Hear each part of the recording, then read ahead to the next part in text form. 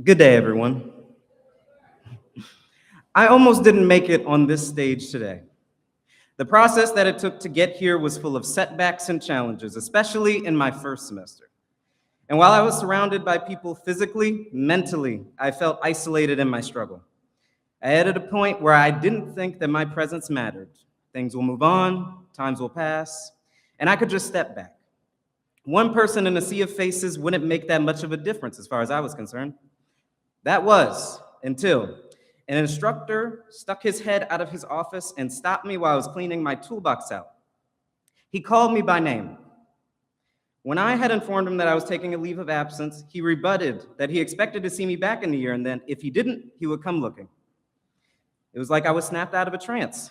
This man, who I'd only met a few times and who himself proclaims he's terrible with names, flagged me down and spoke to me directly.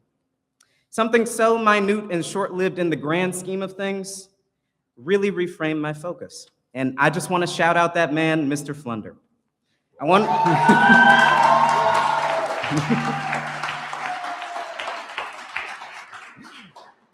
to thank him personally for making me feel noticed, because that feeling is not only what brought me here, but what kept me to stay. Furthermore, it also encouraged me to not quit on myself. In his famous words, don't worry, you'll even out.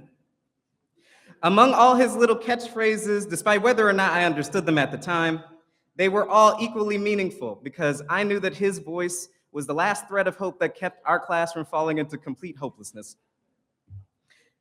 I'm incredibly grateful that the path was clear for the largest graduating class that our particular department has known.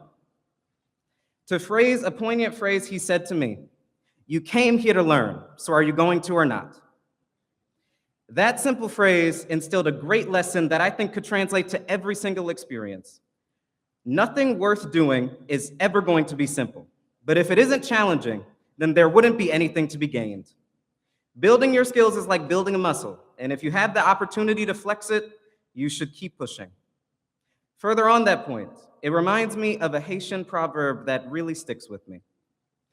Borik chaje pakampa. The translation is as follows: a loaded donkey will not become lazy and will continue to work.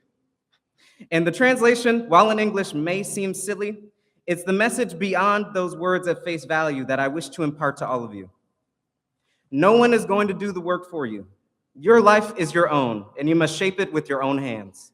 Yet and still, no one and nothing in this world does anything alone. So to reach out is not a personal failure. The greatest work can be done in tandem once you learn properly. And Mr. Hewson continued to cement that theme for me in my senior year. Despite always running around like a chicken with his head cut off, when I actually got Mr. Hewson's attention, he was consumed with making sure that I understood what I was confused about. He was always available after hours, and even if you caught him walking in the hallway, he would drop what he was doing to follow up. If he didn't happen to know, he would collaborate and we would find a solution together. The understanding of every topic was paramount priority, and that was a stark reminder in my final year that every single resource was at my fingertips, and all that I needed to do was to seek it out. And I want to echo that to everybody today. You are closer to the answers than you think. You are on the precipice of your greatest breakthrough. Keep pushing, keep working, and keep moving. I repeat that I almost didn't end up on the stage today.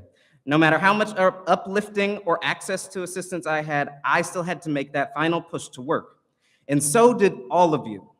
We are all here because we didn't quit, when in the short term, it might have been easier to do so. Every single one of us should be proud that we're here today. Thank you.